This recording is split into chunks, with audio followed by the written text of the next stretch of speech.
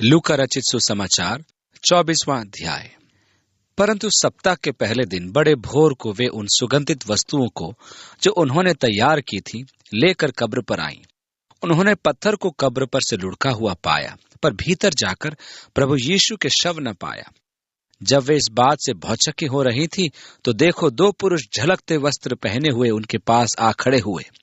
जब वे डर गईं और धरती की ओर मुंह झुकाए रही तो उन्होंने उनसे कहा, तुम जीवितों को मरे हुओं में क्यों ढूंढती हो? वह यहाँ नहीं परंतु जी उठा है। स्मरण करो कि उसने गलील में रहते हुए तुमसे कहा था, अवश्य है कि मनुष्य का पुत्र पापियों के हाथ में पकड़वाया जाए और क्रूस पर चढ़ाया जाए और तीसरे दिन जी उठे। तब उसकी बातें उनको स्मरण आईं और कब्र से लौटकर उन्होंने उन 11 को और अन्य सब को यह सब बातें कह सुनाई। जिन्होंने प्रेरितों से ये बातें कहीं वे मरियम मगदलिनी और यूहन्ना और याकूब की माता मरियम और उनके साथ की अन्य स्त्रियां भी थीं। परंतु उनकी बातें उन्हें कहानी सी जान पड़ी और उन्होंने उनकी प्रतीति न की। उन्होंने सोचा कि यह मनगढ़ंत है और विश्वास न किया। वे सोचने लगे, हे प्रभु, इस पागल स्त्रियों से हमें बचा। 12वीं आयत में लिखा है, तब पतरस उठकर कब्र पर दौड़ा गया और झुककर केवल कपड़े पड़े देखे और जो हुआ था उससे अचंभा करता हुआ अपने घर चला गया। उसको समझ में न आया कि क्या हुआ। क्या आपके मन में परमेश्वर का वचन पढ़ते समय उत्तेजना उत्पन्न हुई है? ऐसे बहुत से लोग हैं जो अपने धार्मिक अनुभव में आवेश की आशा करते हैं। वे भावनाओं को चरम सीमा तक पहुंचाने का प्रयास करते हैं, मन में उत्तेजना उत्पन्न कराने का प्रयास करते हैं। उत्तेजना का उत्पन्न होना आत्मिक स्वास्थ्य का एक चिन्ह है, क्योंकि यह पवित्र आत्मा का कार्य है।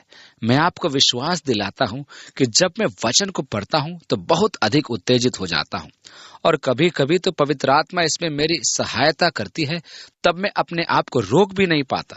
मैं आपको वर्णन नहीं कर सकता कि जब पवित्र आत्मा द्वारा परमेश्वर के वचन की शिक्षा कैसी उत्तेजना से मैं भर जाता हूं, क्योंकि आपको अकस्मात ही वचन का भेद समझ में आने लगता है। कुछ ऐसे भी लोग हैं जो अन्य भाषाओं, भविष्यवाणियों, दर्शनों और स्वप्नों को सुनकर उत्तेजित होते हैं। आगे लिखा है, वे उसी घड़ी उठकर यरूशलेम को लौट गए और उन 11 और उनके साथियों को इकट्ठे पाया। वे कहते थे, प्रभु सचमुच जी उठा है और शमौन को दिखाई दिया है। उन्होंने तुरंत जाकर शिष्यों को अपना अनुभव सुनाया, क्योंकि यीशु के साथ मार्ग पर उन्होंने उसे पाया था। तब उन्होंने मार्ग की बातें की और यह भी कि उन्होंने उसे रोटी तोड़ते समय कैसे पहचाना। वे ये बातें कह ही रहे थे कि वह आप ही उनके बीच में आ खड़ा हुआ और उनसे कहा, तुम्हें शांति मिले। परंतु वे घबरा गए और डर गए और समझे कि हम किसी भूत को देख रहे हैं। उसने उनसे कहा, क्यों घबराते हो और तुम्हारे मन में क्यों संदेह उठते हैं? मेरे हाथ और मेरे पांव को देखो कि मैं वही हूँ। मुझे छू कर देखो, क्योंकि आत्मा की हड्डी मांस नहीं होता जैसे मुझ में देखते हो। निस्संदेह मरियम ने उसे कसकर पकड़ा होगा कि इस बार वह न चला जाए। शिष्यों से उसने कहा, मुझे छूकर मेरे शरीर का आभास करो कि मैं निश्चित रूप से तुम्हारे बीच उपस्थित हूँ। आगे लिखा है, मुझे छू कर देखो, क्योंकि आत्मा की हड्डी मांस नहीं होता जैसा मुझ में देखते हो। यह कहकर उसने उन्हें अपने हाथ पांव दिखाए। जब आनंद के मारे उनको प्रतीति न हुई और वे आश्चर्य करते थे तो उसने उनसे पूछा, क्या यहाँ तुम्हारे पास कुछ भोजन है? उन्होंने उसे भुनी हुई मछली का टुकड़ा दिया। उसने लेकर उनके सामने खाया। फिर उसने उनसे कहा, ये मेरी वे बातें हैं जो मैंने तुम्हारे साथ रहते हुए तुमसे कही थी कि अवश्य है कि जितनी बातें मूसा की व्यवस्था और भविष्यद्वक्ताओं और भजनों की पुस्तकों में मेरे विषय में लिखी हैं, सब पूरी हो। भजन संहिता यीशु के बारे में भविष्यवाणियों से भरा हुआ है। कुछ भजन तो पूरे के पूरे ही मसीह से संबंधित है। भजन 22 में यीशु के क्रूसीकरण का सजीव वर्णन है। भजन 118 और अनेक अन्य भजन भी उसके बारे में कहते हैं। इसलिए उसने उनसे कहा कि ध्यान करो कि मैंने कहा था कि इन सब वचनों का पूरा होना आवश्यक है। तब उसने पवित्र शास्त्र बूझने के लिए उनकी समझ खोल दी और उनसे कहा, यूं लिखा है कि मसीह दुख उठाएगा। ओह, कैसा महान वरदान! ये तब ही संभव है जब आपका नया जन्म हो, अन्यथा वचन आपके लिए गुप्त भेद ही रहेगा। मनुष्य आत्मा की बातों को नहीं समझता, क्योंकि वे आत्मा द्वारा ही अंतर्ग्रहण की जाती है। मनुष्य उन्हें तब तक नहीं समझता है जब तक उसे कोई न समझता। और यरूशलेम से लेकर सब जातियों में मन फिराव का और पापों की क्षमा का प्रचार उसी के नाम से किया जाएगा। तुम इन सब बातों के गवाह हो। यहाँ यीशु उनका प्रेषण कर रहा है कि वे जाकर सुसमाचार का प्रचार करें, यरूशलेम से लेकर दुनिया के दूसरे छोर तक। ये प्रतिज्ञा अध्याय 2 में परमेश्वर योएल नबी के द्वारा देता है।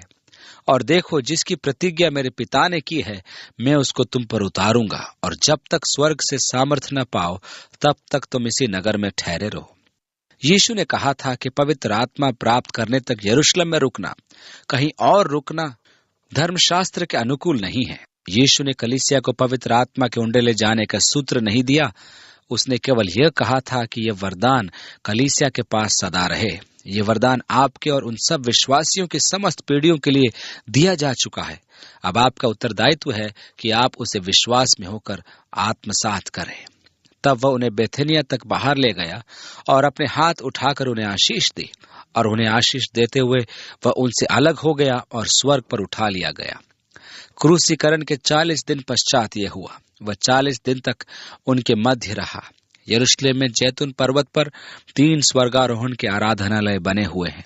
एक में तो यीशु के पद चिन्ह भी हैं, परंतु धर्मशास्त्र के अनुसार वह बेथनिया से स्वर्ग में आरोहित हुआ। महत्वपूर्ण बात वह स्थान नहीं है, परंतु स्वर्गारोहण है। तब वे उसको दंडवत करके बड़े आनंद से यरूशलेम को लौट गए, और वे लगातार मंदिर में उपस्थित होकर परमेश्वर की स्तुति किया करते थे। वे लगातार मंदिर में उपस्थित रहते थे, अर्थात जब पवित्र आत्मा का अवतरण हुआ, वे मंदिर के किसी कमरे में उपस्थित आराधना कर रहे थे। स्वर्गारोहण के 10 दिन पश्चात पवित्र आत्मा का अवतरण हुआ। इसका विस्तृत अध्ययन हम प्रेरितों के काम की पुस्तक में करेंगे। हम प्रार्थना करें कि पिता अपने वचन की सत्यता का अनावरण करते हुए हमारे मनों में उत्तेजना भर, ताकि हम पवित्र आत्मा प्राप्त करके जोश, आवेश और आनंद का आभास करें। हे प्रभु, तेरी इच्छा को समझने में हमारी सहायता कर। प्रभु, हमारा मार्गदर्शन कर, हमारा आत्मिक उत्थान कर। हम तेरे निकट आते जाएं। प्रभु, तू हमें मसीह के स्वरूप में ढालता जा, ताकि हम उसके निष्ठावान एवं विश्वास योग्य गवाह बनते जाएं। तू हमारे मन और जीवन में अपने पवित्र आत्मा द्वारा कार्य कर, हमें आशीष दे। हे पिता, यीशु के नाम में प्रार्थना मांगते हैं, आमीन।